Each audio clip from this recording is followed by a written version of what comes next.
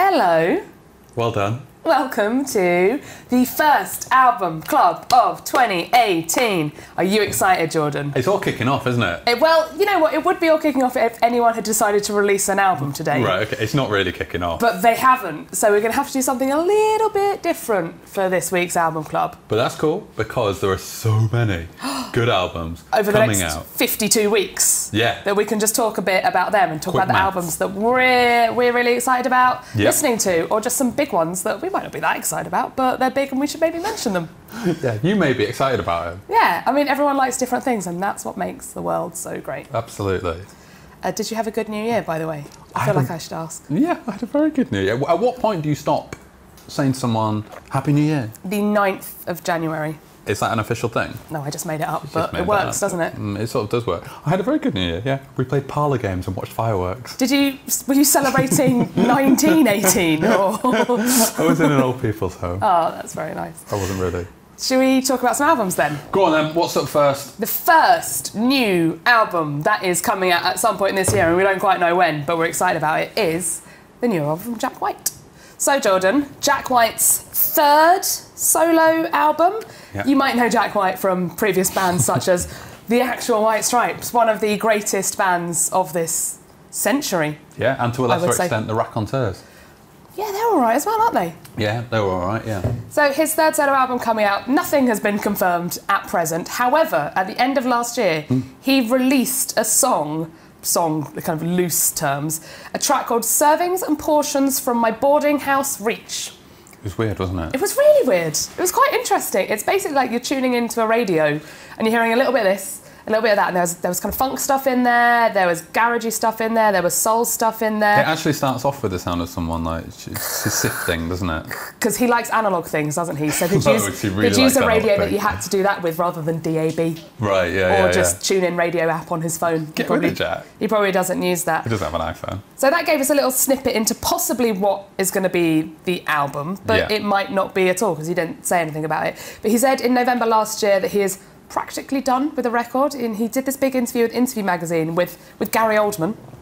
He's got Gary Oldman interviewing him, which is making our job obsolete, isn't it? If you're just going to get movie stars to start doing interviews. And he said that he's become movie stars. He said he's been recording in New York and LA. He's never recorded in New York or LA before. How weird. Which is weird because he was trying something new. He also said of the album, it's good gardening music or roofing music or, you know, back alley stabbing music. I've been looking for some back alley stabbing music. I know, I've kind of used up all my other ones. Yeah. So that's what the album's going to sound like. Yeah. Sounds good, sounds creepy, sounds weird, sounds quite threatening. Yeah. All the things that Album Club isn't. It can be a bit weird sometimes. Yeah, that's We're true. not ever threatening though. Never. Never. So that's Jack White. How many out of 5 are you excited? How excited are you about the Jack White album out of 5? Well, I love the last one, Lazaretto. So yeah, really excited. Probably 5 back alley stabbings. 5. I think it's going to be a good one. Yeah. So it's been 4 years since the last Charli XCX album, Sucker. But Well, has it though?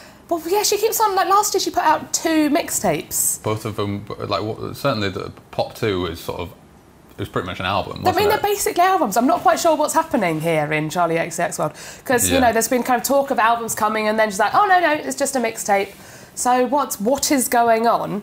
Like the last 2, Pop 2 was like 10 tracks long. Yeah, I think the one before that as well was quite, you know, classically albumy, and she was working with like loads of the PC music squad, as I believe they call themselves. Yeah, they're very PC music, aren't they? Yeah, so it's Sophie and is it A.G. Cook and all these people, and the last mixtape had some really like strong guests in it, like Tove Lo, Alma, Brooke Candy, Mickey Blanco was on it. Exactly, like some really good guests.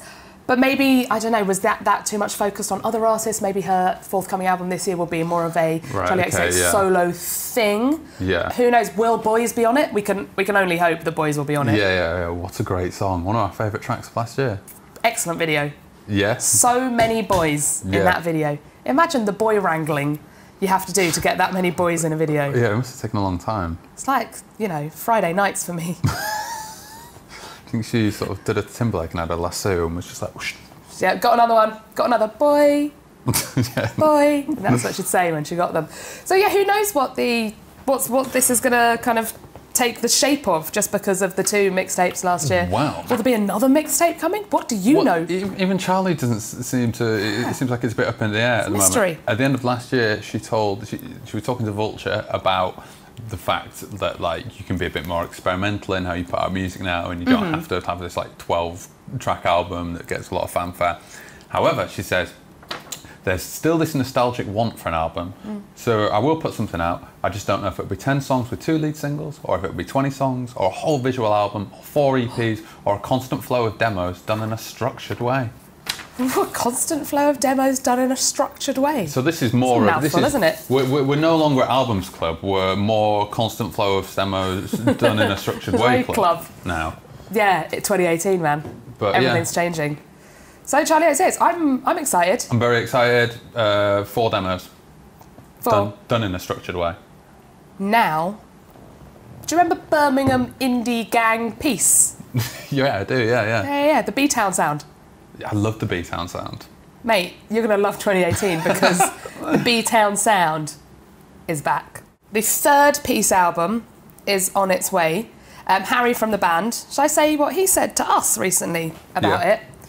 It's definitely like no record I've heard before. It doesn't sound like anything that I can put my finger on, which is a good thing, but it's a scary thing as well. Wow, yeah. So maybe it's not the BTown Sound. If he's not ever heard anything like that before, yeah, okay, then maybe it's a whole new town sound. Is they recently put a song out called From Under Liquid Glass. Is that going to be on the album, do you think? I believe it is, and that song was all about kind of Harry having a difficult time last year. It's all about male mental health, kind of a big topic for last year.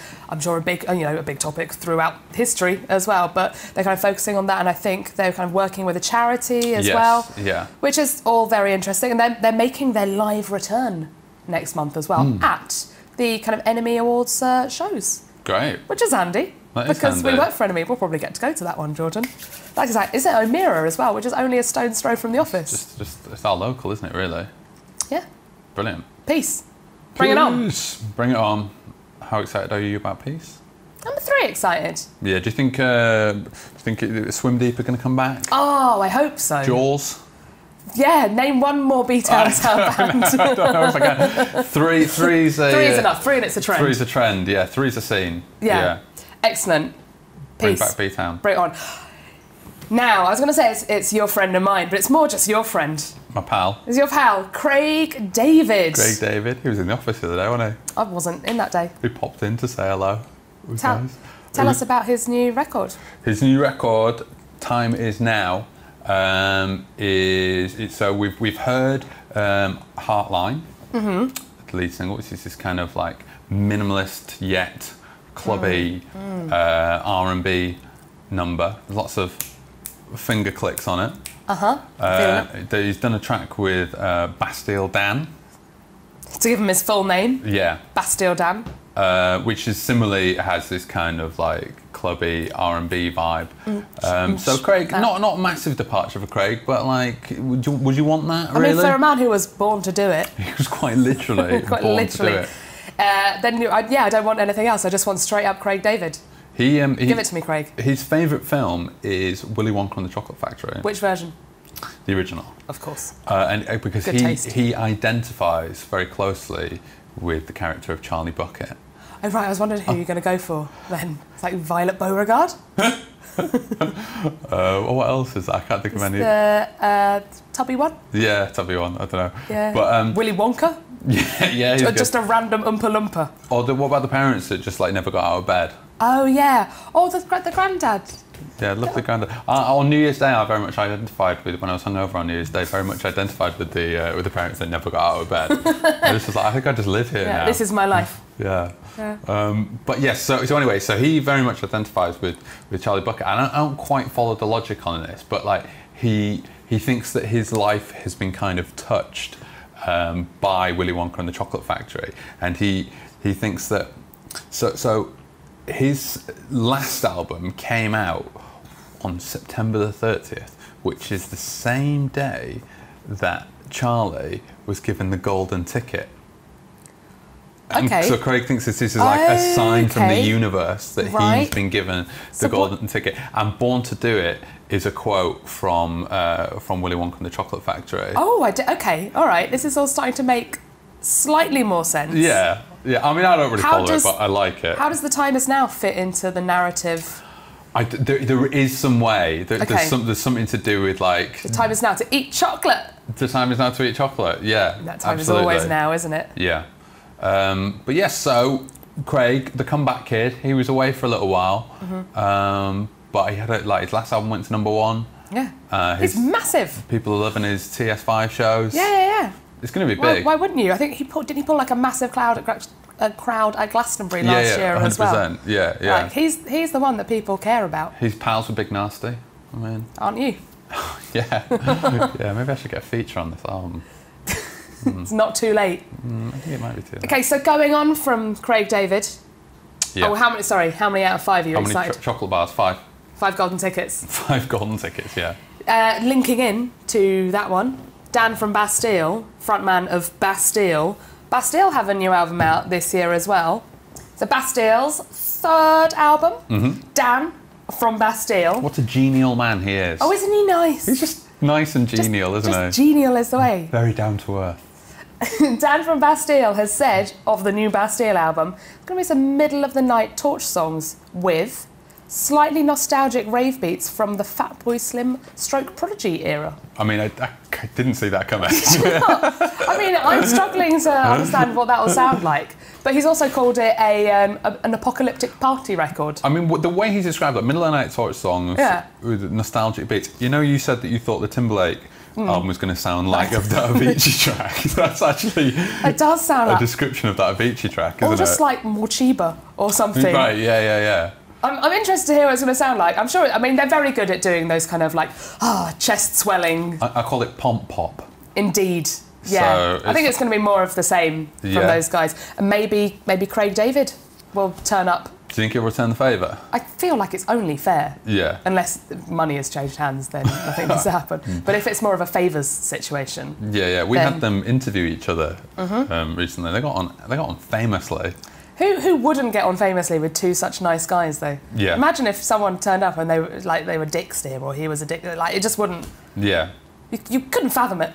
Yeah. Maybe they're just like contractually obliged to be friends, sort of, until this album cycle's done. Oh, okay. You're suspecting foul play. No, I don't suspect foul play. I'm joking, of course. Let's discuss another record. Go on. Oh, okay.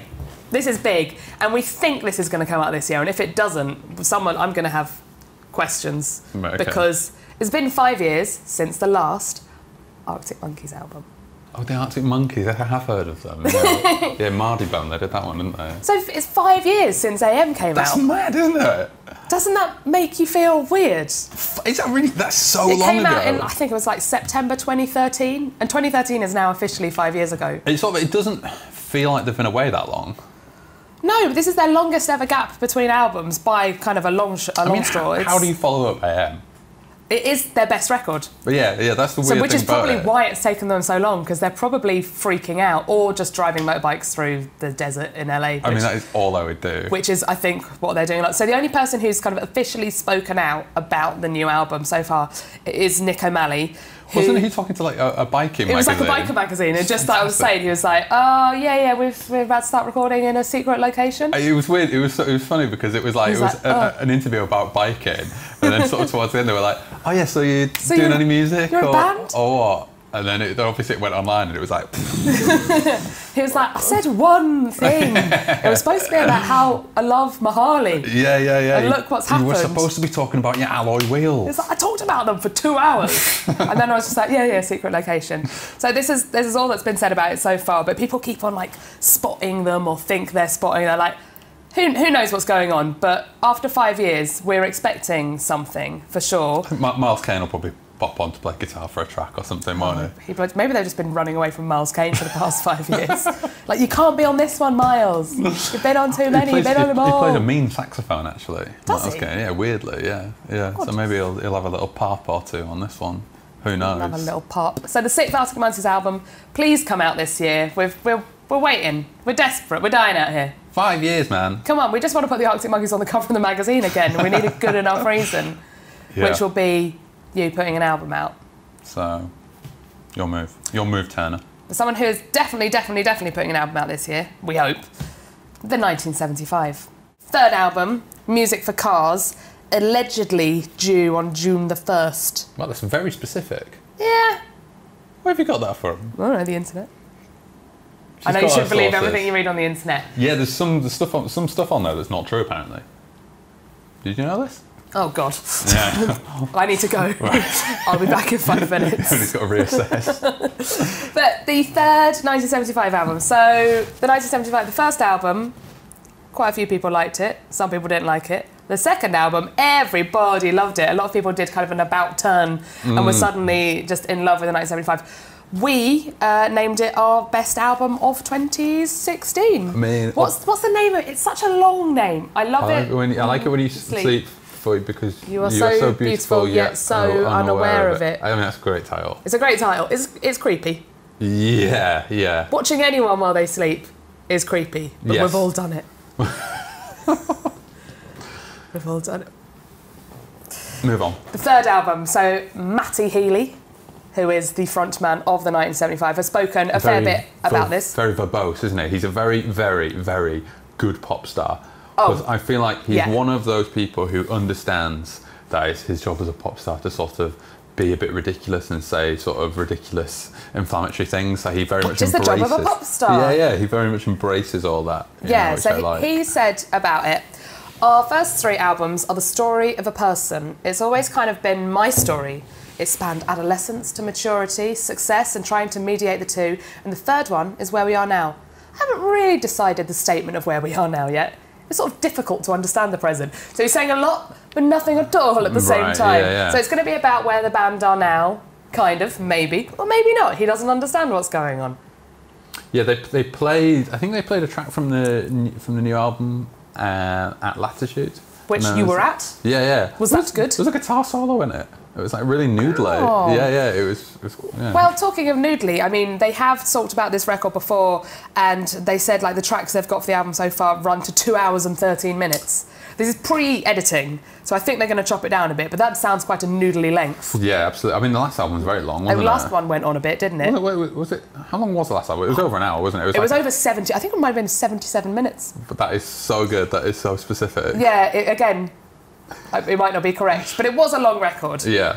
And it had a lot of songs on it. So they've got loads of ideas. Who knows what will make it in the end, but because the thing about the last album was that it was kind of like all over the place in a really like good, exciting way. There was like some soft rock on there. Yeah. There was like some funk. What else was on there? Pop music. Yeah. Don't know if you heard of a little genre called pop music. Yeah, and he has said of this also, we're millennials. We don't have the attention span. So I think you can probably expect it to be all over the place in a highly thrilling fashion. I'm looking forward to it, Jordan. Yeah, me too. I'm a 4. I'm a 4-car man. What's up next? 'Tis the Voids. Ah, okay. What do we know about them? Well, they were, until last month, known as Julian Casablancas and the Voids. Yeah, why have they dropped that? I think maybe now they've got around to... Maybe the rest of them were just like, come on, Jules. Right, yeah. You're not the boss of us. Yeah. And he's like, I am. I'm in the Strokes. I'm definitely the boss of you. Yeah. But I suppose in the end, they've broken him down and he's like, all right, we'll just be the Voids. So this is their second album. The first one was called Tyranny. That came out like 4 years ago. So we're due a Voids album in kind of the lack of any kind of Strokes album we seem to be getting. Yeah. You may have noticed we've not been discussing a new Strokes album because we don't think there's a new Strokes album. But this will do though, won't it? But this will do, yeah. We've already heard one track from it so far, and Julian Casablancas has called the album, well, he said it's sounding more sleek and polished, but it's still futuristic prison jazz. That is fantastic. That is such a great good quote, isn't it? That's all you need, just quote. like, thank you, Julian. You're done. Yeah. Excellent. If this was a magazine feature, that's your pull quote, isn't it? Indeed it is. And I think that's kind of come out quite imminently as well. This is an early 2018 release. I think like some old school Strokes fans find the Voids a bit difficult. Are you an old school Strokes fan? I mean, I am, but I like the Voids a lot. But I think there are a lot of people out there who kind of who want another Last Night. Yeah. And they find you've already got your Last Night. Well, you've got to have another one. Yeah, here's time for some futuristic prison jazz. Indeed. So I'm going to say I'm looking to this one. I'm like a 3 out of 5 for this. Yeah, I would say probably... I'm intrigued. Yeah. I think it's the kind of thing where, you've got to reserve judgment. Indeed. But bring it, Julian. We're ready. Next is Father John Misty. Father John Misty. So Pure Comedy only came out less than a year ago, but the new album, allegedly, well, not even allegedly, he said it, is basically finished. Take note, Alex Turner. Now that's how you do a quick turnaround. So we spoke about this at End of the Road Festival in September last year. That's you and Misty, not Indeed. me and you. Although no, but I think we probably discussed it as well, because we talk about music in our spare time. Sometimes, also, yeah. don't we? Yeah. I mean, we talk about other stuff. We're not... Not to the extent that you blinkered. and Misty... not to the extent that you and Misty talk about music. No. You've interviewed him a It's lot, more of an haven't you? interview situation, though. I never have to interview you. No. But maybe I will one day. So where he basically said, yeah, the album's essentially finished. He's got 10 songs, and he said that it's not a concept record like the last two have been. Right, yeah. Or he also said it wasn't as pretentious as the last two either. So he just said there are 10 songs, he's trying to finish one last thing, and then there was an interview with Uncut magazine, our sister publication, last month, which actually gave some song titles as well, including Ouch, I'm Drowning, Dum Dum Blues, Mr. Tillman, Please Exit the Lobby, and Well, We're Only People and There's Not Much We Can Do About It. Do we know if he's just making this up off the top of his head? Yeah, I mean, we can't be sure. We can't be entirely sure that these are correct. He likes to make the fun, doesn't he? But they sound like Father John Misty song titles, don't they? They sound like Father John Misty titles that have been written by a bot, don't they? Father John Botty? Yeah, that doesn't really work, but they definitely do. But he said the album is the real I Love You Honey Bear, but without the cynicism. So not so much a concept album, just a kind of a selection of heartache, romance songs. Okay. So the thing about Honey Bear that was so good about it is it was a very caustic, sarcastic, but genuine album of love songs, wasn't it? That was what was so cool about it. So this is like what he's saying. This is like the real. So this is an album of love songs, but without the cynicism or sarcasm or sense of irony. Basically, Color me intrigued. So we're just going straight up here. Yeah. Okay. Yeah. No pretense. Just heart on the line. I stuff. put my heart on the line. I think it's gonna be quite croonery. Right. I think it's going to be going that way with a piano ballad bent. After all the kind of like irony and cynicism and the depth that was on the last album, it felt like just doing a straight up album of love songs is like sort of the most sideways thing he could have done. Exactly, yeah. There's going to be no kind of grandiose statements about the state of the world. Just be like, I like my wife. Yeah, that's cool. It might be just called I Like My Wife. That's a good name for an album, if you're still thinking about it. Yeah, and it doesn't sound like it was written by a bot. No. He is playing the excellent sounding All Points East Festival in London this May as well, which is the one with like the National and the Yeah Yeah Yeahs all happening in Victoria Park. He only just played in London. Gosh, he loves it here. So maybe we'll get to hear some of those songs there. In fact, he was doing like a live stream a few months ago of one of his gigs, and then at the end it sort of cuts out. It's like, I'm going to play a new one now, but switch that off. No! Yeah. Oh my God, what a tease. Camera just goes steady like, Do you think he really did it? No, I think he just walked off and went, ha, not really. Yeah, I think he probably did as well. Who knows? You just never know where you stand with Misty. Maybe this won't be the straight up love song album he said. We just don't know. Who knows? But we will find out, I think, imminently. Great. Yeah, excellent. Bring it on, Tillman. Another album that's coming this year, apparently, Cardi B. She's the biggest thing in rap at the moment. So Bodak Yellow was the first #1 in the US for a kind of solo female rap artist in 19 years. Currently, she's making history. She's got 3 tracks in the US top 10 as well. It's mad, isn't it?